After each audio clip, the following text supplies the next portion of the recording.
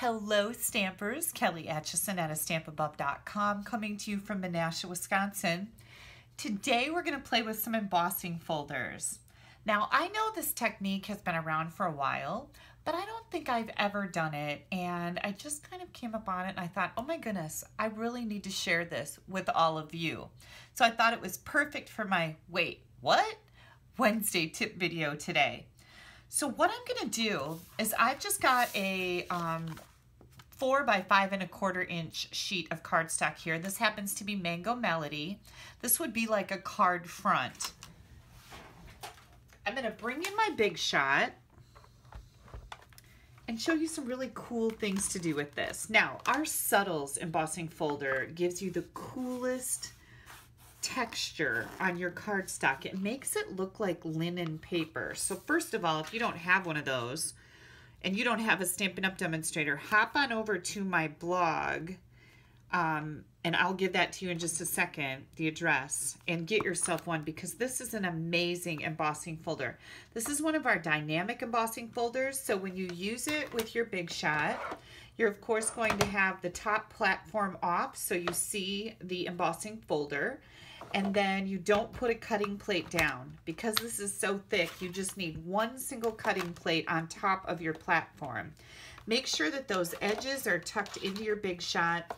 You also want to make sure that you're putting your hinge for your embossing folder through your machine first versus sideways like this or last. The reason for that is when you put your hinge down here on this edge, when you run it through your machine, it's pushing against that hinge, like it's pushing this piece against it, and it'll take a little while, but eventually this will start cracking on the hinge.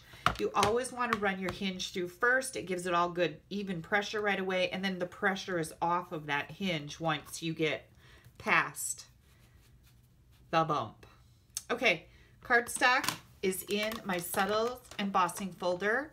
Everything's tucked in on the side, so I'm not going to mangle the folder, and here we go. And it is a little tight, just know that.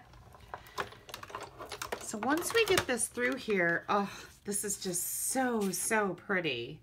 I hope you can see that texture in there because it is gorgeous. So then what I decided to do is I decided to bring in a whole bunch of different embossing folders. And I think the one I'm going to use for this is the ruffled. So I've already embossed it with the Subtles folder. Now I'm going to double emboss it and add it to this ruffled folder.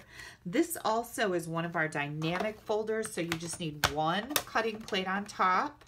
And again, make sure the edges are tucked in and your hinge is going through the machine first.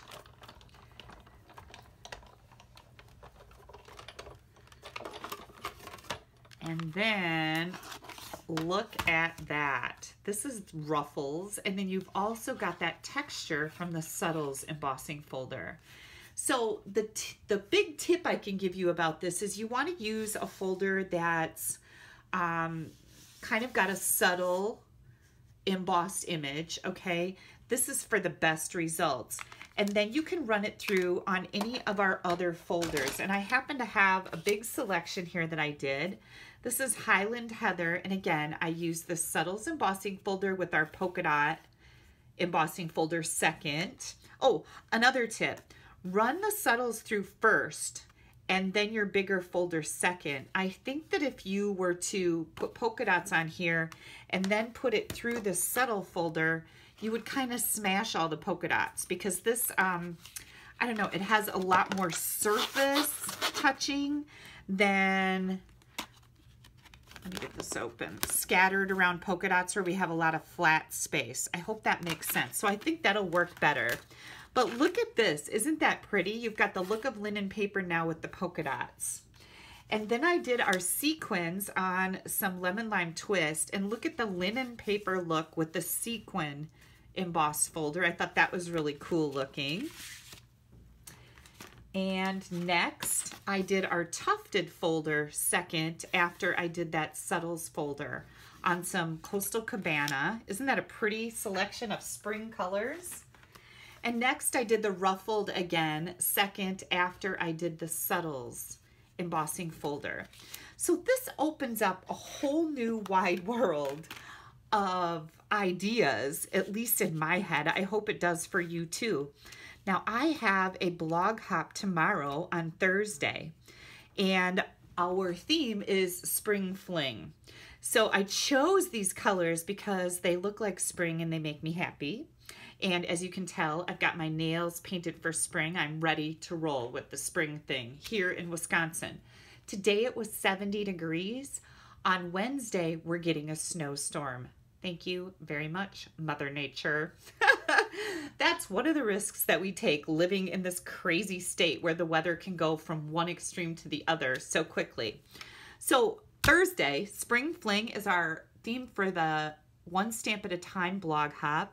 And I will be turning one or maybe two of these pieces into cards to go with that blog hop, and I'll also be featuring some type of a 3D item. So you want to make sure you stop back tomorrow, check out my blog. If you need to place an order for anything, you can go right here.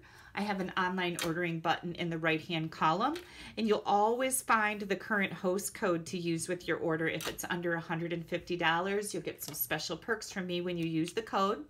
You also get special perks if your order is over $150, but you don't want to use the code because Stampin' Up! Will give you rewards for an order of that size. Please make sure that you're clicking right up here. That takes you to my blog. Down here, subscribe to my YouTube channel. You don't want to miss anything I have coming out. Let me know if you have any questions about this, and I would love for you to get on my Facebook page. It's a Stamp Above - Your Creative Coach, and share some things that you're making with this double embossing technique. I love to see what you guys are making. Any questions, let me know. Thank you so much for taking a little bit of time out of your day to spend it with me. Bye-bye.